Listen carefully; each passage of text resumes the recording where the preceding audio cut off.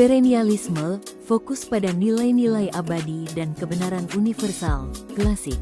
Esensialisme, menitikberatkan pada penguasaan materi dasar dan disiplin. Progresivisme, percaya bahwa pendidikan adalah hidup itu sendiri, berfokus pada pengalaman siswa, pembelajaran aktif. Rekonstruksionisme, memandang pendidikan sebagai alat untuk mengubah dan memperbaiki tatanan sosial masyarakat.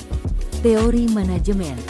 Jika filsafat adalah mengapa kita mendidik, maka teori manajemen pendidikan adalah bagaimana kita mengelola sumber daya agar tujuan filsafat tersebut tercapai secara efektif dan efisien. Teori manajemen berevolusi melalui 3 fase utama. Teori klasik, scientific management, menekankan pada struktur, hierarki, dan efisiensi mekanis, Taylor dan Fayol. Teori hubungan manusia, human relations, menyadari bahwa manusia di sekolah bukan mesin. Motivasi dan kepuasan kerja guru sangat berpengaruh pada hasil belajar, Elton Mayo. Teori sistem dan kontemporer, melihat sekolah sebagai satu kesatuan yang saling terhubung dengan lingkungan luar, masyarakat, dan teknologi. Manajemen pendidikan bukan sekadar urusan kantor. Ia mencakup fungsi POAC yang diadaptasi dalam konteks sekolah. Planning, perencanaan, menentukan visi, misi, dan kurikulum.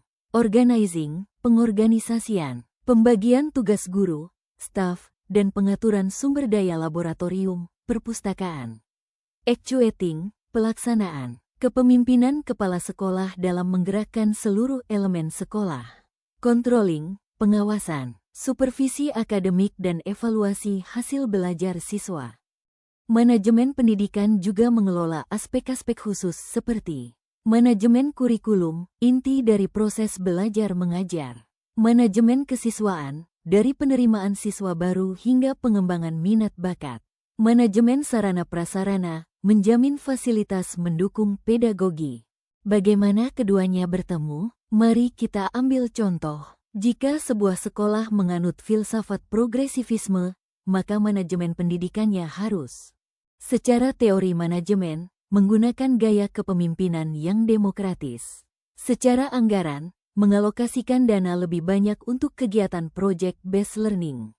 Secara supervisi, tidak hanya menilai hasil ujian tertulis, tetapi juga sebaliknya, jika manajemennya buruk, misalnya korupsi atau birokrasi yang kaku, maka filsafat pendidikan yang luhur sekalipun tidak akan pernah sampai ke ruang kelas. Filsafat memberikan kita tujuan, sedangkan manajemen memberikan kita jalan. Seorang pengelola pendidikan yang baik adalah mereka yang memiliki kedalaman berpikir seorang filsuf, namun memiliki ketegasan dan ketangkasan seorang manajer. Dunia pendidikan terus berubah seiring munculnya AI dan digitalisasi. Namun, selama kita memegang teguh filsafat yang memanusiakan manusia dan menggunakan manajemen yang transparan serta akuntabel, kualitas pendidikan akan tetap terjaga. Terima kasih atas perhatian Anda. Mari kita kelola pendidikan dengan hati dan logika.